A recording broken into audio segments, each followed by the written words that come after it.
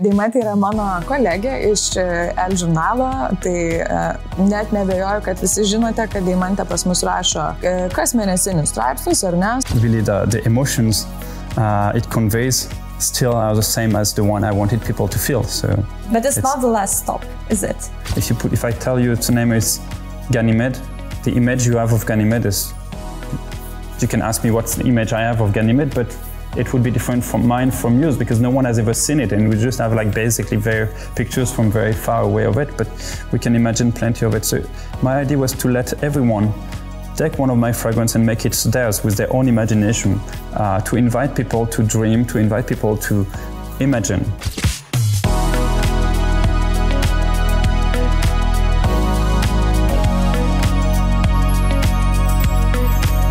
Sveika, mieloji. Labai džiaugiuosi, kad galiu tau pristatyti ir papasakoti, ką rasi jau antrajame mano kartu su komanda ruoštame ELLE Lithuania numeryje. Tai yra spalio mėnesio numeryje, kuris yra dedikuotas technologijoms, inovacijoms ir visiems šitiems įdomiems technologiniams dalykams. Tai turbūt viena pagrindinių istorijų, aišku, yra viršelio istorija, kurią pasakoja moteris, mergina vardu Eva, kuri dirba Amerikoje ir kuria produktą, kuris yra naudingas viso pasaulio žmonėms, žinoma ir moterims, ir kurį ketina padovanoti ir Lietuvos rinkai. Tad kviečiu paskaityti ir sužinoti apie tai daugiau. Taip pat labai džiaugiuosi, kad šitam bėgančiam pasaulyje, kur tiek daug pagalbos, tiek daug elektronikos, tiek daug iššūkių, galime lėtai pasikalbėti su knygų autoriais, pavyzdžiui, su Gabrija Grušaitė, pasikalbėti su teatro ir kino veidu, tai yra Dalia Ibelhauptaitė, kurios yra įspūdinga istorija su dar gražesnėm iliustracijom ir nuotraukom. Taip pat labai džiaugiuosi šiltų pokalbių su Beata Tiškevič, kuri pradeda naują savo gyvenimo etapą, apie kurį gali paskaityti taip pat naujausiame ELLE žurnalo numeryje. Žinoma, nepamiršome ir stiliaus patarimų, tendencijų, mados redaktorės pasirinkimų, taip pat yra net 3 mados ir grožio fotosesijos, kurios tikiuosi įkvėps tave kasdien atrodyti gerai ir įkvėps rinktis drabužius, kurie galbūt kartais ir kviečia tave išeiti iš komforto zonos. Ir visas šias temas labai gražiai papildo ir išbaigia tokie pamąstymai, esė stiliaus tekstai mūsų jau kurį laiką su žurnalu dirbančių autorių, kalbant apie tai, ar dirbtinis intelektas gali padėti mums apsirengti ir apsispręsti, ką vilktis, ar gali atstoti stilisto rolę, ar gali padėti mums apsipirkti. Ir tuo pačiu viena iš autorių labai gražiai svarsto ir supažindina mus su tema, kad drabužiai, kurie yra su integruotomis naujosiamis technologijomis, gali atstoti netgi šiltą draugo ar bičiulio apkabinimą. Tai viliuosi, kad šitas žurnalas lydės tave visą spalio mėnesį ir labai lauksiu pasidalinimo, kuri tema tau labiausiai palietė tiek širdį, tiek tavo protą ir galbūt įkvėpė matyti dalykus kitaip.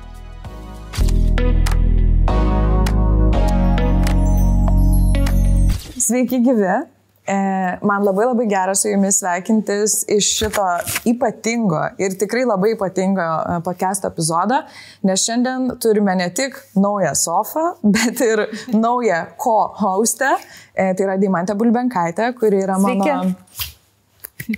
Taip, Deimantė yra mano kolegė iš ELLE žurnalo, tai net nebejoju, kad visi žinote, kad Deimantė pas mus rašo kas mėnesinius straipsnius, ar ne, savo pačiomis įdomiausiamis temomis ir tikiu, kad jos pristatyti jau tikrai nebereikia. Bet jeigu kam nors dar reikia, jeigu kas nors nežino Deimantės, tai čia yra mados žurnalistė Deimantė Bulbenkaitė. Sveiki visi. Taip. Dar kartą. Ir šiandien turime dar vieną ypatingą progą, nes mūsų draugas podcast'o šiandien tapo ne kas kitas, o Crème de la Crème. Tai yra nišinės parfumerijos prekės ženklas, parduotuvė. Ir tikiu, kad jo taip pat pristatyti nebereikia, bet jeigu kartais reikėtų, tai irgi tikrai žinote, kad Crème de la Crème savo namus turi Baltijos šalyse, turi 15 parduotuvių, ar ne, 15 butikų, tai į kurią šalį benuvažiuotume, tikrai galėsite nuvykti, pamatyti ir susipažinti su tais pačiais didžiausiais nišinės parfumerijos lyderiais.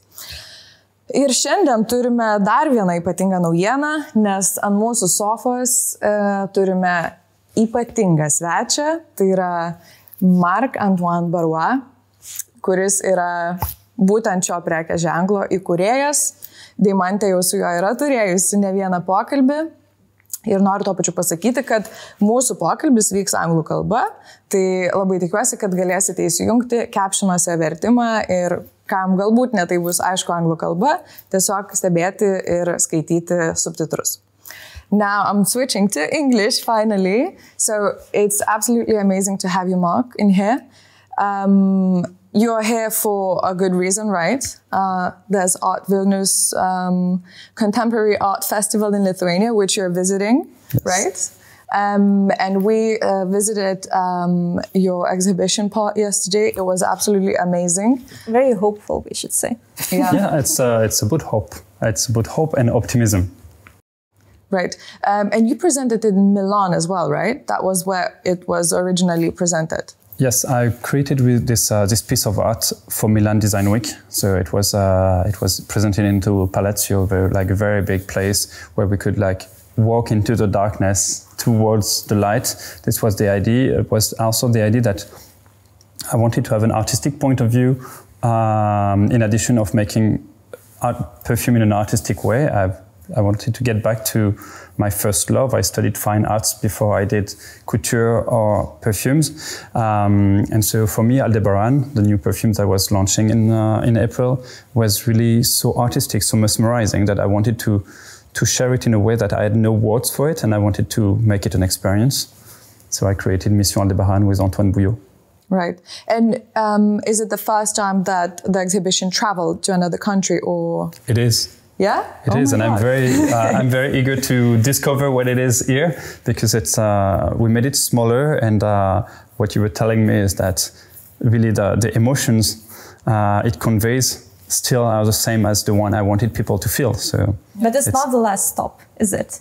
Is it still traveling around the world? It still will travel. It's not an easy experience. It's not an easy experience and easy installation to make travel, because what you've seen is smaller than was in Milan, but still took 2 weeks to build. So it's not an easy thing like photography you would take from one wall to another. It's really hundreds of people working during weeks to create this experience, to attach those thousands of ropes. In Milan, we had 125 kilometers of ropes attached, so 350,000 ropes. No way. Do you reuse them? That's a strange question. Yes, we do. We didn't reuse in Vilnius the same one as we did in Milan, because in Milan the size was very big, so the density was not so. We changed the density of the ropes from Milan to Vilnius, and so we had to rebuild. Part of it is being reused, and part of it is new, so that we can create the same feeling. Mm-hmm. The globe, the light, the flowers are being reused. Globally, the concept is, and the music is the same. We can reuse plenty of things, but we know already that the exhibition from Milan will be reproduced exactly the same within next year in some locations, so that we cannot change the things from, we need to keep it exactly like it is. So when we change something, we need to reproduce. So we're very happy that this is probably not the last time we're seeing it. Yeah. Not the last time, but I must thank Andreas from Crème de la Crème, because he had this vision that it could be it could fit into ArtVilnius, and I'm happy to share it with Lithuanian clients and people, because it's I always say, to express Aldebaran, this is the best way to discover this fragrance and to become an ambassador for this incredible fragrance, to feel those emotions, because this, for me, this fragrance is not only ingredients. It's about optimism, it's about hope, and it's about living something new, a new emotion that's very different from what already exists. If I'm telling you about the ingredients, you would say, okay, it recalls me something because I've already smelled perfume with those ingredients. But the way it's been done with Quentin Biche as a perfumer, we've created a fragrance that really recalls no other. This is one of the words that a famous journalist in Paris said. It's this rare impression to smell something that you've never smelled anywhere. Mm-hmm. And so bringing this artistic experience here is a way to offer Lithuanian people to discover it in the best way possible. And since almost 8 years, I work with Crème de la Crème, and there are very loyal clients, and Lithuania loves my perfume. So I was happy to do it here for the first time. Yeah, I know it's difficult to talk about a perfume and the smell by words, but maybe you can present what it smells like, Aldebaran. Well, to me, the birth of this exhibition started by the fact that when I smelled this fragrance for the first time in the office of Contambiche, it moved me to some place. So what I'm telling people about this is that when I smelled it for the first time, I closed my eyes, took me a bit of time, and I told Quentin, okay, we were to walk about florals that are lightful and powerful, and here I don't see the light of a sun. We just had done Tilia. Mm-hmm. Tilia is a sun. Tilia is a sunny fragrance, very summery. And there I'm telling him, when I close my eyes, I don't see a sun. I don't see a star in the day. I don't see something sunny. I see a moon. I see a very cold star that would be just not in the sky, but just in front of me, calling me. And I expressed it. I said, I don't see any ingredient I know. It doesn't recall me anything, but indeed it's lightful. It expressed to me a new emotions, which is optimism, because it feels like this light that is calling, like a patronus from Harry Potter. Mm-hmm. Like it's, this scene in Prisoner of Azkaban where the light is on the other side of the lake, mm-hmm. and you feel you want to follow it. Harry Potter thinks it's his mom at first, and it's something that is calling you, and that they continue to hope. I'm here and I'm giving you the way. And so that was the starting point for the exhibition, because it was so clear that seconds. This is one of the first time we do a fragrance that quickly. Not saying that we did it very quickly, because I heard very recently a perfumer telling me, oh, when I create a fragrance, it takes me 2 to 3 hours. I don't know how to do. Because it took us, I gave Quentin 1 year to work on both florals, and Aldebaran was one of the idea he offered me, and it was so radical, I didn't want him to change it, but still it took a few months after again to find the right balance, to make it really elegant, to make it sharp, but still the idea was really there at the beginning. Mm-hmm. Not talking about on ingredients, but talking on emotion. Right. And so Lithuanian market knows your perfumes very well. And I feel like this is a good chance for us to introduce you as a person better. So maybe you could tell us a little bit about how you generally got into fashion and luxury world. Because I know there's a good story, and I also know you worked in Hermès, which is very interesting. So maybe you could tell us a little bit about that. So I think, it's not that I think, it was my dream to work in luxury, in the world of luxury and craftsmanship. I come from a family where textile has been a big part of our history for 4 centuries, but still in France, textile crashed down in the 70s. So when I told my parents I would like to work in textile, it was not really a good news, and they were like a bit scared of, what are you going to do in textile? Are you going to be unemployed all your life?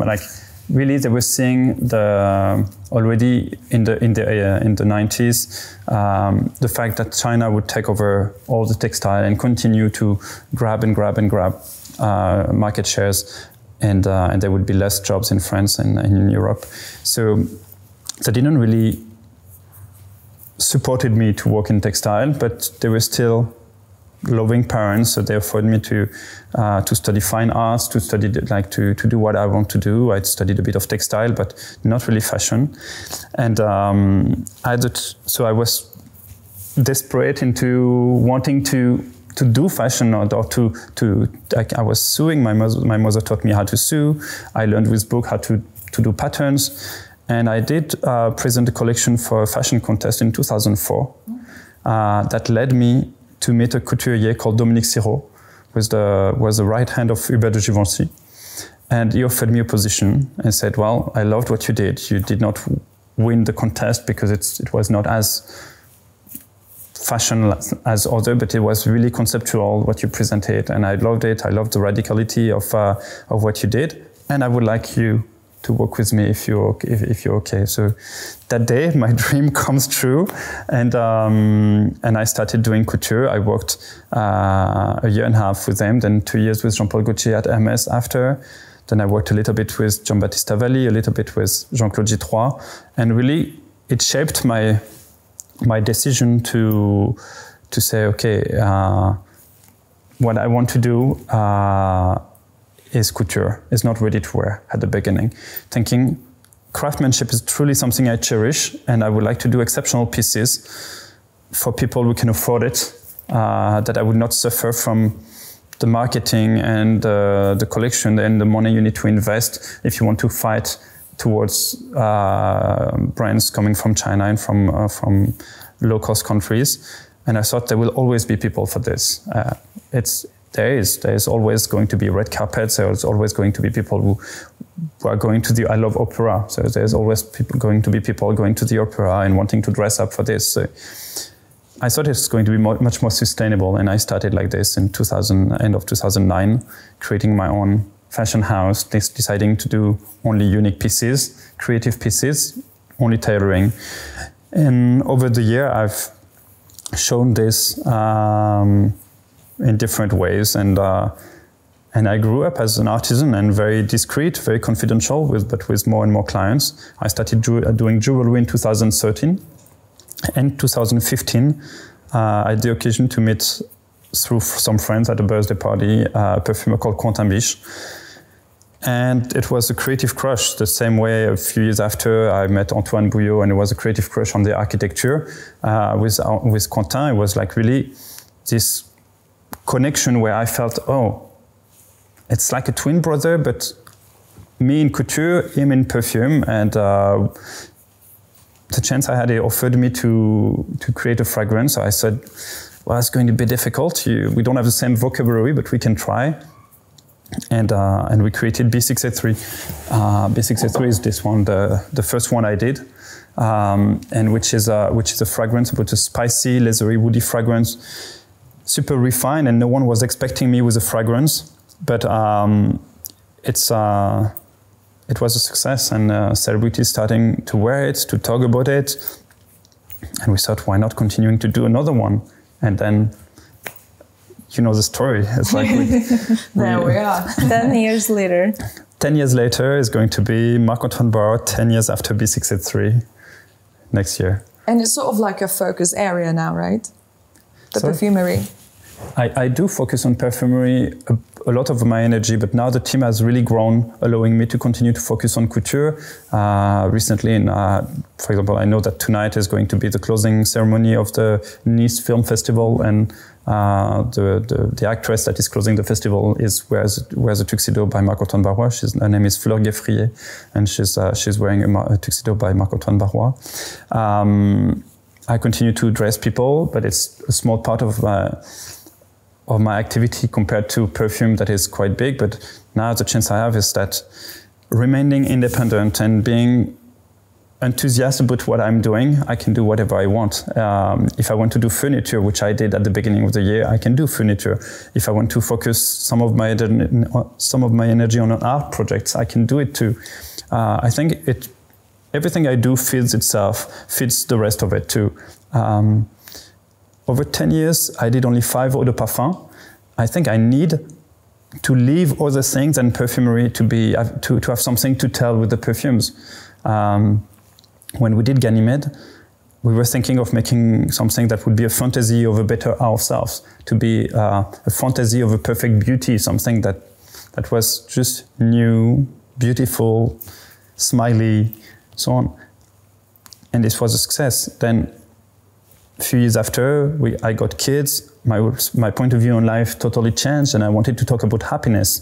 And Tilia was the first floral I did because I wanted to express this idea of simple happiness. If I don't live anything, if I don't live anything as an artist, I don't have any other thing to say. Or it could be violence, which is not always what I want to express. So I have to live, to think about the world, to think about what we're living in the moment, and to say, okay, I don't want to express the violence of the world. I want to express the optimism, and that comes with Aldebaran. I want to ask you about the state of luxury, not only today, but especially when you started your career, because in 2004, you entered the contest. It lands you with a job at 2009, you open your own brand, which is, of course, a huge milestone for you. When we're thinking about luxury, like 20 years ago, we probably think about it in certain traditional ways. We think about quality, we think about scarcity, we think about something that comes from craft, from the love of craft. When we think about luxury today, I would say it's a bit more difficult to point, simply because right now, some people even say that luxury is in a crisis, maybe because of the overproduction, maybe because of the scarcity of good ideas. So I really want to ask you, how has the luxury sector changed from when you started to now? And how do you approach it, the idea of luxury today? So I will have two answers to this. First, my relation to luxury and to the word luxury, which I do believe that luxury is a really relative value. Today, my luxury is time. It's quite time.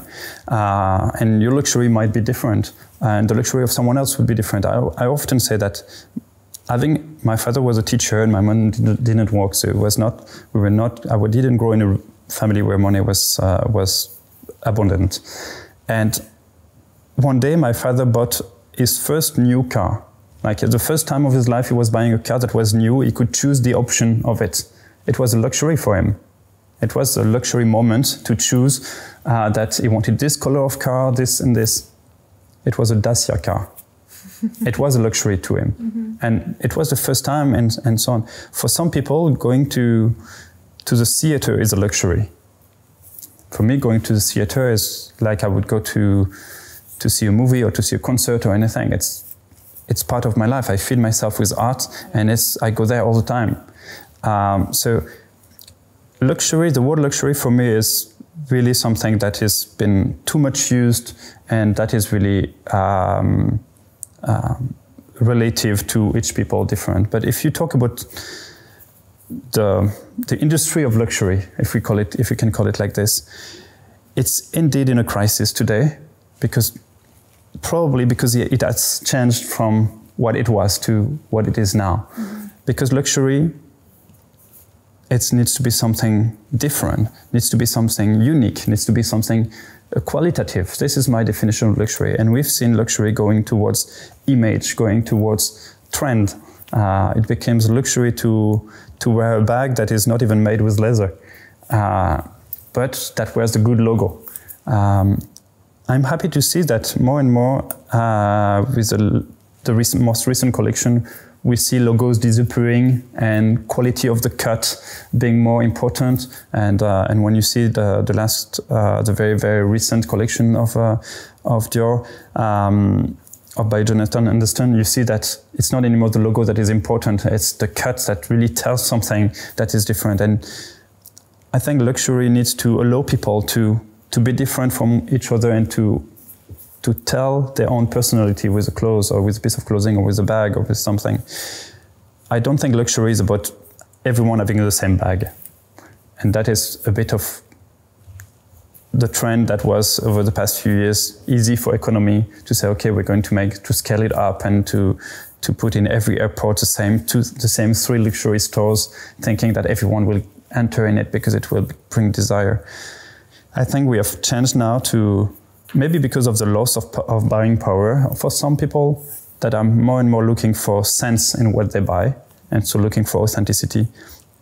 But since I opened my first store, it's always been written on the door, exceptional, sincere, and respectful products. So I never considered myself doing luxury, but trying my best to do exceptional products. Yeah. And what kind of relationship do you think fashion and even perfumery has with consumers now and its audience? Do you think that like in some way, fashion and perfumery serves the audience rather than the other way around? Because I feel like right now, there's no one, it used to be Anna Wintour, right? Who would say what's going to be fashionable next season and even next year. And now it feels like brands are trying to serve and please what people want, seeing on social media. I think there will always be trendsetters. And those trendsetters can be an editor-in-chief, but it can also be some stylist celebrities now are setting the trends. If you see the recent appointment of Jared Smith at the head of the design in Christian Louboutin, it shows that or Pharrell Williams at Louis Vuitton, it shows that sometimes celebrities and their capacity to convey a style and a creative look can be impactful on the creation and on the collections. So we live in a world where influence became very popular and very impactful. Social networks, Instagram, TikTok, other social networks. So I do believe that more and more designers are inspired by, as a sponge, I consider myself as a sponge as a designer. From everything we see, we get some inspiration, and not only what could have been before. If you recall the former collections of Marc Jacobs, where every collection was inspired by the 50s, the 40s, some very historical moments of life, of our history. It's better now. I don't know if it's better or not, but it goes into something that is more inspired by people and by something very diverse. And there's not anymore one trend. Yes. It's plenty of trends and plenty of in everyone. And it's good because it shows the diversity. I'm fighting for that, for saying that there is a diversity of clients and there should be a diversity of perfumes. And I do have 5 other parfums. It's not enough for the full world. So it's important that other brands do develop their own DNA. I don't like brands copying each other, but I think it's important to have a diversity of respectful brands that develop each of them their own DNA for different type of clients. Yeah. And do you feel like niche perfumery is not that niche anymore? Because if you think about it, a lot of people started only using niche perfumery, and it's so popular right now.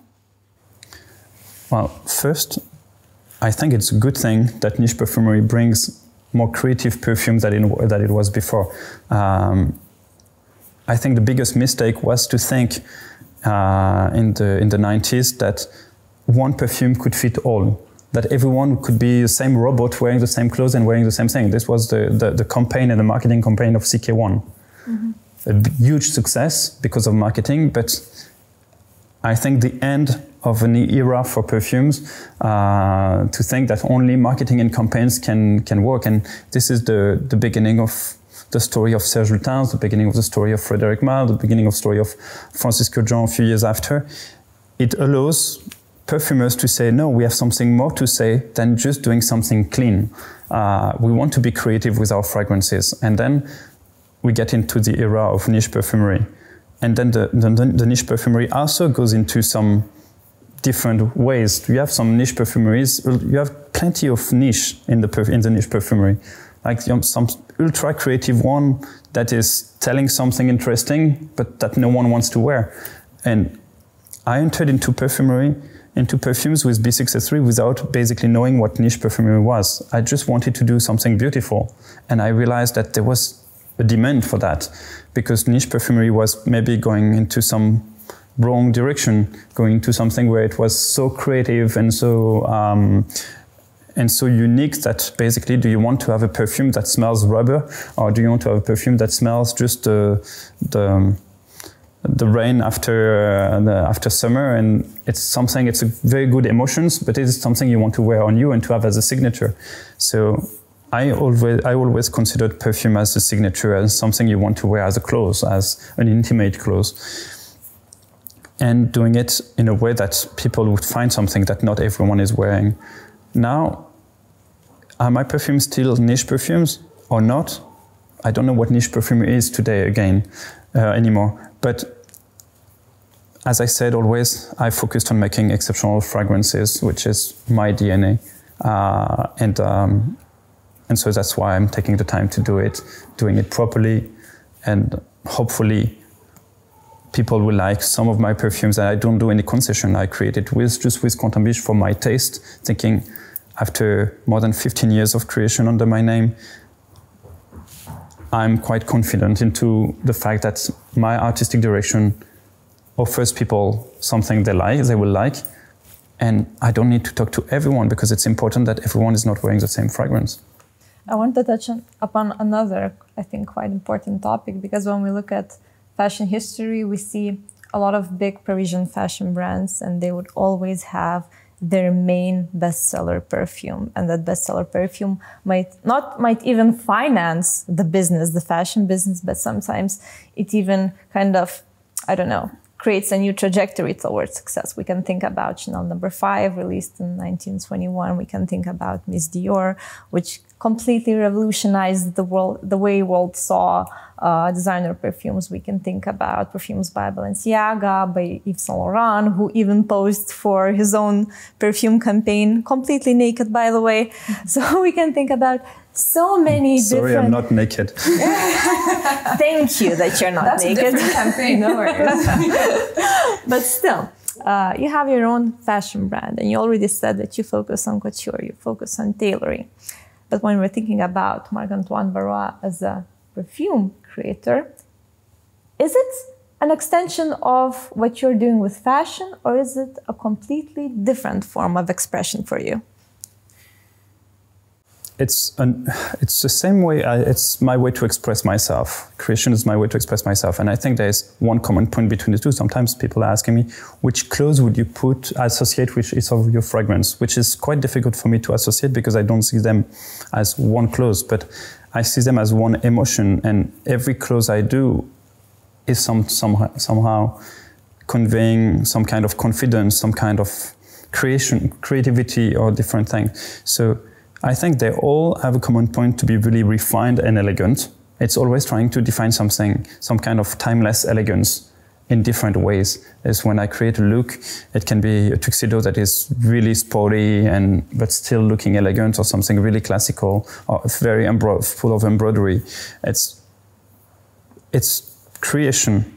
It's pure creation, I think, for me. I really seeing it as art with more freedom in perfume than there is in couture, because couture is really basically mathematics, as we have to dress a body with an architecture of the body, when the architecture of a fragrance is more virtual. And so we can be more free with fragrance. And I feel totally free with fragrance too, is that it's not because of the success of one fragrance that I want to do another one that is like it. I enjoy expressing myself with something new every time. And after Ganymede launching Ensalade, people were saying, wow, this is very different. We were expecting something closer, but it's not interesting for me to do something like Ganymede. Ganymede is one thing, and I want to tell another story, to imagine another imaginary world. So it's much more freedom in perfume than there would be in couture. Mm-hmm. And you know, we touched a really interesting topic right before our conversation started in here, about dupes. And you know, there are many dupes of luxury brands. Do you think it's worth for those brands to react in some way to those dupes, or like, what is the best way to deal with them? What's the best way to approach with, you know, those? And yeah, like, what do you think is the recipe for a brand to react to dupes? First, the chance I have not to suffer too much from dupes is that doing perfumes with creativity, with a very strong identity, and with what we used with Quantum, which are called captive molecules, so that you cannot patent a perfume, but you can patent a molecule. So I was with Quantum, who works at Givaudan and who has access to some formulas that are only accessible at Givaudan and no one can use elsewhere, allows our perfumes to be very difficult to copy and then to make dupes of it. The reaction towards dupes needs to be very strict. To duplicate a fragrance, to make a dupe. Even dupe in French means duper, which means to cheat on someone. Dupes is stealing intellectual property, stealing creation. If you want brands to be creative in the future, to continue to be creative, to continue to take risks, clients need to understand that it's important to go towards the original fragrance. This is what pays the creation, basically. But still, brands need to respect their clients. So when you consider that, and we get back to the crisis of luxury, if you consider that to maintain your revenue, you should increase the price because less people want to buy your product, so you increase the price so that your revenue stays the same. So selling basically the same product double than before without any reason doesn't make sense, and it's not respecting the clients. So who is respecting who? If you want the respect from your clients, you need to respect them too. And it is one of my pride to have perfumes that are accessible to people I love. With having a perfume that, indeed, this year we increased the price because the price of everything increased, but we increased the price for €5. We did not double the price, and we try to get to be as reasonable as possible, and that's what the word respectful means in my DNA. Is not only respecting people, respecting environments, it's also respecting my clients. If you buy a dupe, the other thing is that sometimes you buy a product that has not been tested dermatologically speaking. In my fragrance, I went much further than what's mandatory. I don't put any UV filter, no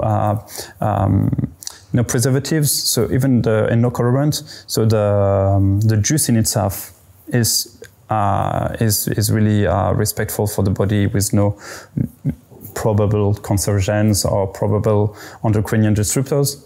So we do an effort to make things respectful. We don't use plastic wrapping. Sometimes I see people on social networks telling me, "Oh, we bought this fragrance, €50 on Amazon," and saying pictures of my perfumes with plastic on it, plastic inside, plastic everywhere. Is it a real one? Well, first, €50. It must be a copy. It's something totally wrong. And I don't use plastic. I am respectful of the planet and so on. So. Yeah, it's not €50. It's not the cost of a beautiful fragrance like mine, and so people sometimes are disappointed. And I keep telling them, I do believe in retail. Don't buy online, or as least as possible. Go in stores, and you will have people advising you. People who are going to make you dream, and they're going to sell you the original. Yeah. You know, you mentioned you like your fashion to be timeless. What about perfumes? I'm curious if there are trends in perfumery, for example. There is trends in everything. Like you were mentioning Chanel No. 5, or if you speak about another fragrance from the 20s too, which I particularly love, Arpège of Lanvin. Mm-hmm. Those were young ladies' fragrance when it was created. And then with the time it became the fragrance of a grandmother and so on. And typically my grandmother died a year ago. Arpège was still a fragrance. In my mind it's still hers, but I still sometimes smell much younger ladies in the street wearing it, and it's still a beautiful fragrance and it fits them. I think there are cycles at least I think for beautiful fragrances, they can really be timeless, and Chanel No. 5 is one of those. Arpège is another one. L'Air du Temps of Nina Ricci, if we talk about designer fragrances. But those have really been designed indeed for a designer, but with a perfumer being really present, really free of what he was doing, and as a collaboration between the designer and the perfumer. What happened with designer fragrance is that they separated the designer from the perfumer. The perfumer was only talking to the marketing team. And I don't believe a marketing team, with all the respect I have to people who do marketing, a marketing team cannot create a beautiful fragrance. An artist, the job of an artist is to take risks. The job of an artistic director is to take risk. Every new collection is a risk. It's like playing poker. It's like everything on the table, every collection.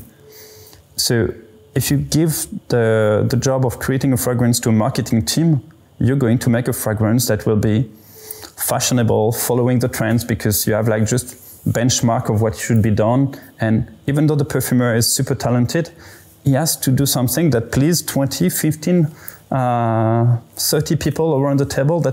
So it's something with no consistency. Yeah. So we're back to the topic where fashion serves the audience, right? Fashion can serve the audience if it's made with, if it takes risk, if it has a true DNA, and you can make I'm sure that the same way when Alessandro Michele worked with the teams to create the last Gucci perfume.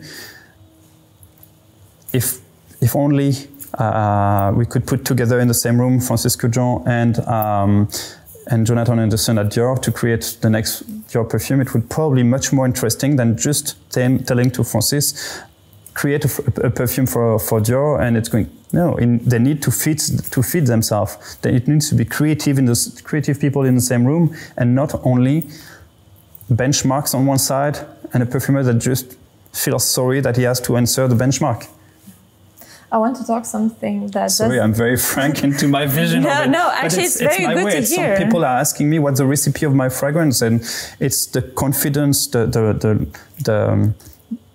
the friendship between me and Quentin Biche, that I trust him, he trusts me, and we work like this as accomplices.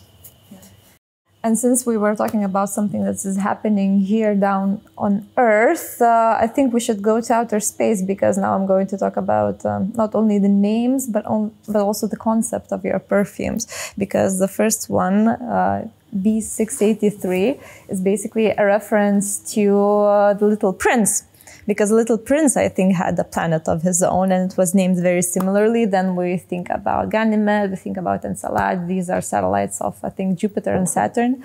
And then we get to Aldebaran, which is an ancient Arabic name for the brightest star in the sky. So I think that this connection to the outer space, to the worlds that we haven't visited, is very poetic and very interesting. And I think it's such a unique way to approach perfume in a metaphorical way. But also I want to ask you, why did you choose the theme of space? And why do you think it connects to people nowadays? Because a lot of people somehow find their own personal connection with not only with these names, but also with the, with the ideas that you try to project.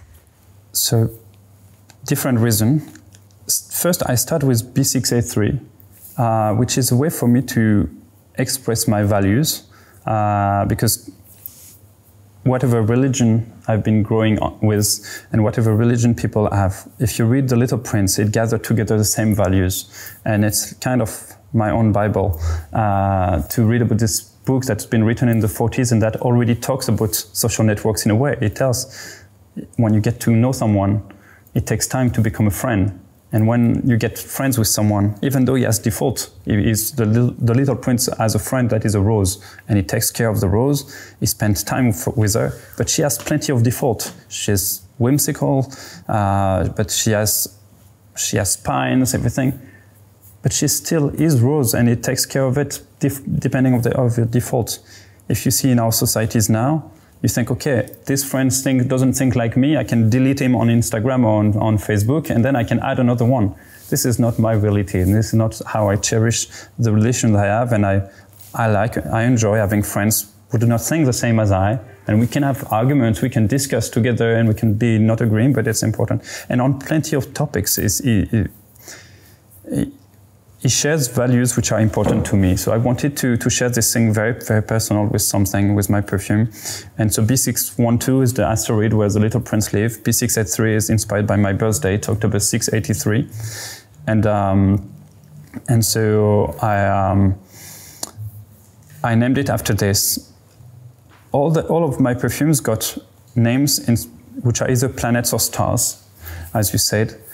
And this is interesting for me because those are words that we don't know. We've never been on these planets. We've never been on those stars, and there's no reason to go on one star because it's kind of hot over there. But the idea I had is to make something that is abstract enough so that it doesn't talk about an ingredient. It doesn't talk about something that exists. If I call it Portofino, something that the image you put in your mind immediately is the image of Portofino.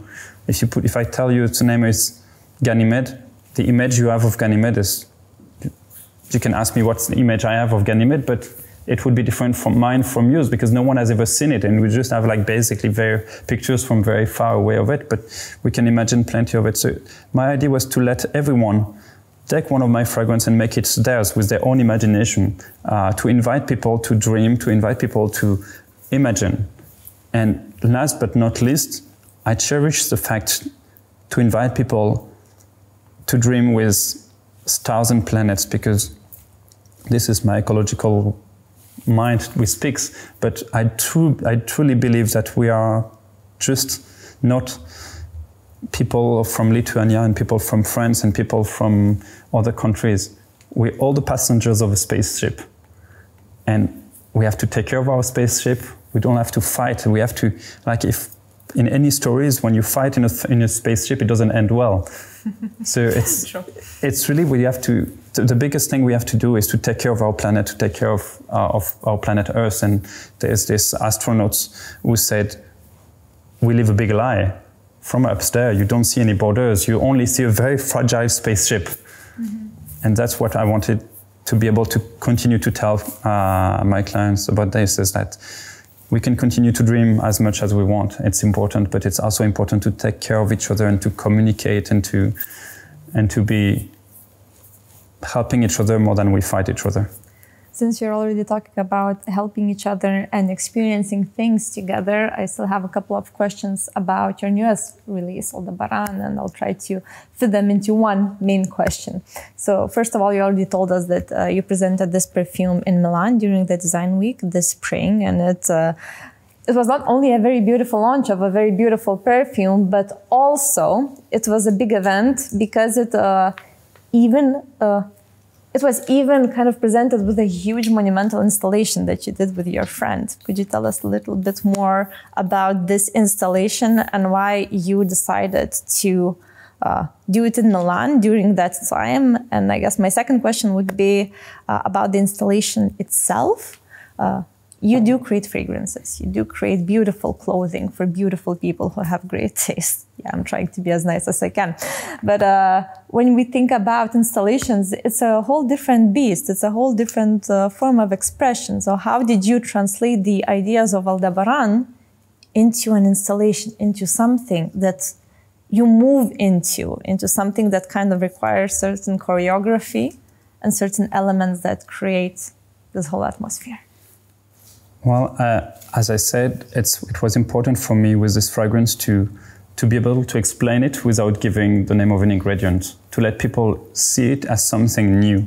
So my research, my artistic research, was to say, how can I make people live a new experience, a new emotions that they would never have lived before, something that has not been done, and that puts their body in this kind of position where they live something so strong that they're able to welcome a new scent.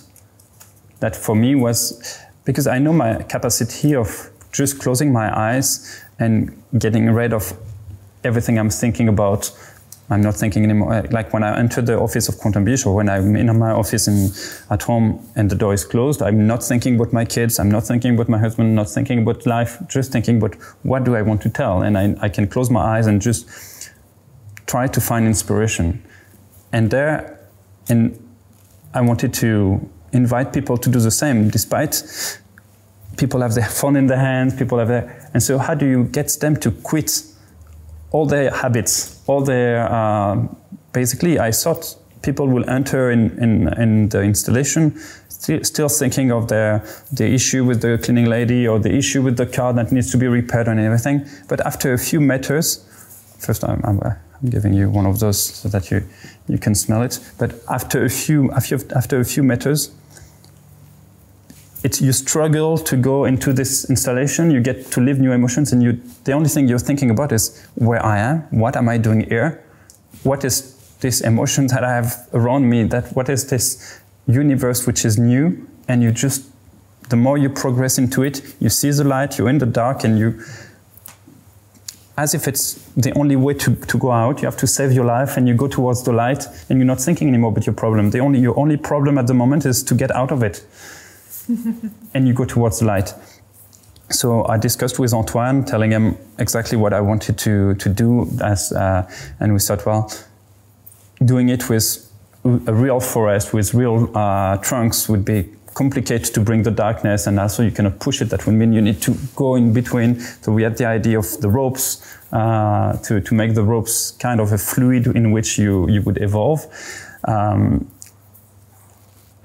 yes, since I studied fine arts, I had some, I already did the installation for exhibition, not a monumental exhibition like this one, but even for Tilia, I had created an art installation in a way, because for Tilia, I had done an event where people didn't have their cell phone and they were living like a very simple life, and just, it's very radical to tell people, okay, leave your cell phone away and live the moment with us as a simple moment. So I think I enjoy creating those moments and creating those installations where people can live something. For me, art is not only a painting or a sculpture. It can be also something, something that is created for you to experience it. I do believe that perfumery is art. I do believe that music is an art, and music is not something you can touch. It's something you just live with emotions. So Milan Design Week was quite an evidence for it, because it's the best place to have a worldwide audience for one installation. It's I think it's 360,000 people coming to Milan for this week. We had over 12,000 visitors visiting the exhibition, entering the exhibition, going out of it with the discovery of Aldebaran. Why not Fashion Week? Because Fashion Week is the opposite of Design Week. Fashion Week is a moment where you have like a crowd of journalists going from one private place to another private place to another private place. And I wanted to do something that was open to everyone, which Design Week is. Besides the first day of Design Week, all the other days of the week, everyone can access everything. It's not only a limited amount of people, that privileged people can go from one party to another party to. So I wanted to show it to everyone. It's also my way to show the respect I have with all my clients, despite they are privileged journalists or artists or celebrities, but also anonymous people, which I cherish the same way. Yeah. You know, I recently read your interview with Deimantė, the last one, and you mentioned that high fashion clients use perfumery as part of their hygienic routine. It's not something special for them. So who Aldebaran client is, like a perfect client, because Tilia, for example, it's loved by literally everyone. I know so many different people who wear Tilia. So what about Aldebaran? There is not one definition of the Aldebaran clients. It's made for everyone the same way. It's made for everyone to try it and to like it. If someone likes Tilia, maybe will not like Aldebaran, but there's no rule. One is the day, one is the night, one is a very bright light in the day, one is very mesmerizing and magical and captivating. It really depends on the taste. I do perfume as an art, and there's no rule with art. You can love Picasso and you see a Picasso that is different from others and you say, oh, this one I don't like. It's not me to tell you, it's just a question of taste, and everyone has different taste. So it's really something you have to try, and sometimes that's one of the reasons why I wanted to do this installation too. It's because I wanted people to discover it in another way than just entering in a perfumery, but still the best way to discover perfume is to, here in Lithuania, to go to any of the Crème de la Crème and just go towards Aldebaran and ask to try it on your skin, go away, run with it. And maybe you will love it. Maybe you fell in love with it and it will become a signature. Maybe some of your friends will just smell it on you and saying, wow, your smell is just incredible. And it's maybe not for you, but for him. There's no rule with my fragrances. It's the magic of it. When I create a fragrance, it's because I love it, because I'm totally in love with it, which happens with Tilia and which happens with Aldebaran. But still, there are two very different DNAs. I'm sometimes very surprised to see some people who are in love with Ganymede and who love Tilia on the other hand, because I consider the two DNAs to be quite different. But still, it's not to me to judge anything. It's really to everyone, and I'm super happy that it makes people happy.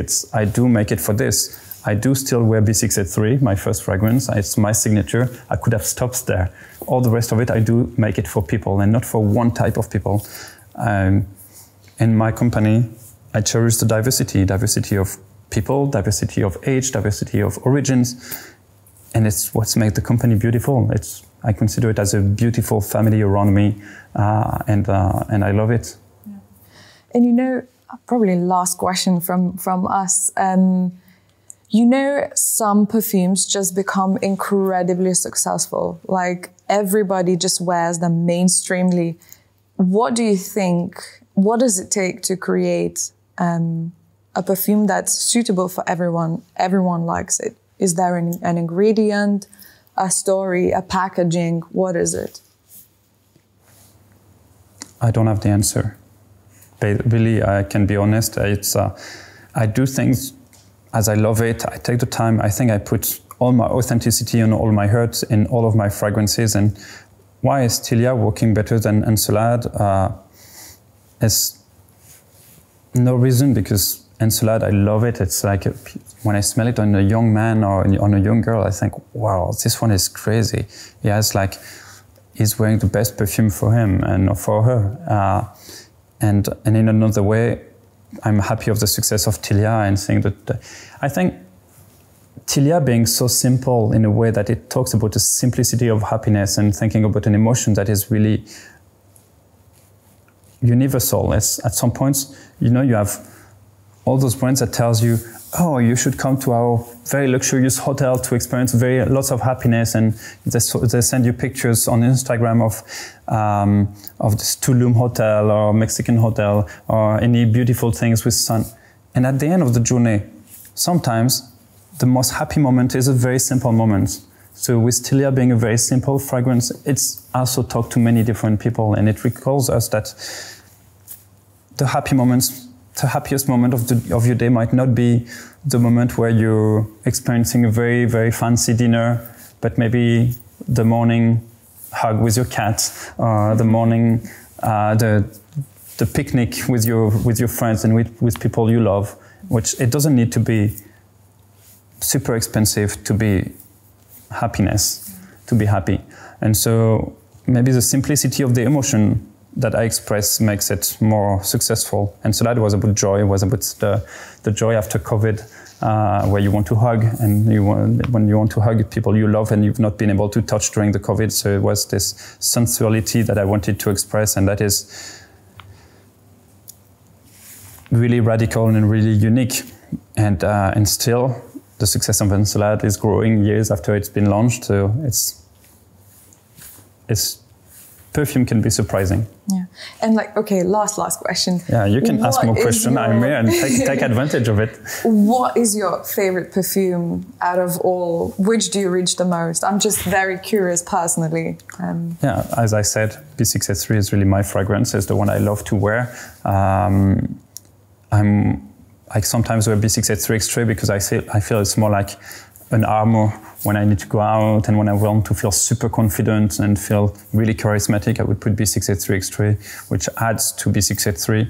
But all the other one, I've done it for other people. I think in Ganymede, there's this emotions of, I recall myself just crying on my bed the day I see on my computer that it's been named Perfume Extraordinaire and Best Perfume of the Year. And so it recalls emotions which are beautiful emotions. For the first time of my life, in my perfume, there was a second perfume and already been awarded as the best perfume of the year in the world in 2020. So those emotions, I cherish it a lot, and I don't want to feel that it becomes too easy. And so Aldebaran is really a fragrance that I really like because it's more, it's even more unique than Tilia. Tilia has been maybe too easy. The success was immediate. But I still love it. I honestly associate every of my fragrance to different people I love who are wearing it. Everyone in my family is wearing a Marc-Antoine Barrois perfume, but still some of them are wearing no perfume because I have 5 brothers and sisters, so I have to do more perfumes, but it will take time. I take my time. I just want to thank you not only for the creations, but also for the memories that they bring. I think that's the most beautiful part. Thank you. My point of view on making perfume, it creates also, it brings sometimes some memory, but it's also creating memories of the future. Exactly. It's like Tilia can recall some souvenir and some nostalgia of some things, but still you will remember it for the person that is wearing it, or for having worn it at some point in the future, you will associate it with it. So it's creating memories for the future too. They're strong. They're very it's very difficult, very easy to identify it, and so it's they have a strong signature, and that's what I like. I have plenty of ideas, so it's always difficult to focus on one idea at a time. And that's also why it takes so much time, because sometimes it's making a perfume is like making a collection. You draw thousands of drawings, and then after you have to choose the 10 to 20 design you're going to focus on. For the fragrance, it's the same thing. You do hundreds of trials, and then you have to think, okay, which one is really telling what I wanted to say at the beginning? Yeah. Do you have anything custom created just for yourself? No, I don't. And I don't believe into custom created for people, because it takes so much time to make a beautiful fragrance, and sometimes sometimes content is telling me, oh, I will try something, maybe it's going to be better, and it tells me I'm going to change like 0.001% of these ingredients to change it to this other ingredient. So changing a very minor detail, and it totally changes the fragrance. So if it's very difficult to, I think it's pure marketing to create made-to-measure fragrance, but if it's really well done, then it costs the price of a perfumer to work during a long time, and it's super unaffordable. Yeah. This is absolutely gorgeous. And the chance I have also product made for myself, no, but I'm constantly wearing also perfumes I'm working on. So it's also a way that I have fragrances that other people do not have at the moment. But some people are jealous. That's the real couture. In my team, they're jealous. They would like to have the next one, and they would have to have no, it's not finalized. And as long as it's not finalized, they cannot have anything. All right, so I would like to thank you very much for coming not only here, but to Lithuania. It's absolutely such a big honor to have you in here. I can't appreciate you enough. Really my pleasure. And, and I would like to say thank you also from the ELLE team and the whole ELLE family. Everyone's wishing you well. Thank you very much. Yeah, and I know that now you're going to the art fair. Yeah, so I'm wishing you a very nice time in there. I can't wait. I'm happy to have heard that you felt good emotions there, and so. And we can't wait to come back and make new memories. Yeah. We will. Yeah. Thank you very much. Thank you. O dabar noriu dar kartelį lietuviškai visiems padėkoti, kad žiūrėjote šitą podcastą. Ypatingą ačiū noriu ištarti ir Crème de la Crème, kurie taip gražiai šiandien papuošė mus kvapais. Ir noriu dar pakviesti jūs sekti mūsų YouTube kanalą ir laukti mūsų dar daugiau naujienų. Ačiū Jums labai. Iki. Ciao.